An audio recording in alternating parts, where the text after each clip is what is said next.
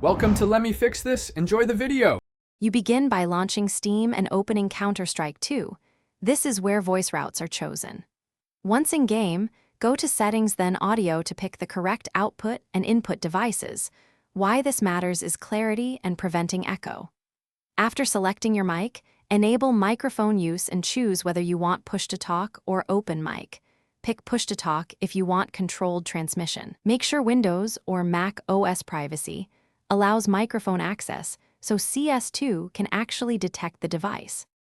Once device access is confirmed, assign a convenient push-to-talk key inside the control's right arrow voice section. This prevents accidental broadcasts during play.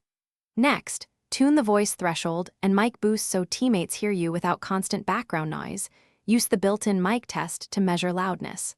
Then select whether to transmit to team only or to all. Choose Team Chat for competitive play to avoid revealing positions. Finally, set in-game voice volume and how it mixes with game audio so speech remains intelligible. To finish, hop into a private lobby and verify teammates can hear you. The live test confirms settings and comfort with your chosen key. If others can't hear you, first check OS microphone permissions, update audio drivers, and ensure your device is the system default. These commonly fix hardware detection problems. Once done, use the Steam Overlay Voice Indicator and Cs2 mic meter to watch real-time input.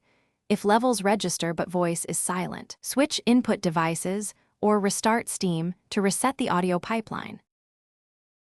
Thanks for watching. If you found this helpful, don't forget to like and subscribe.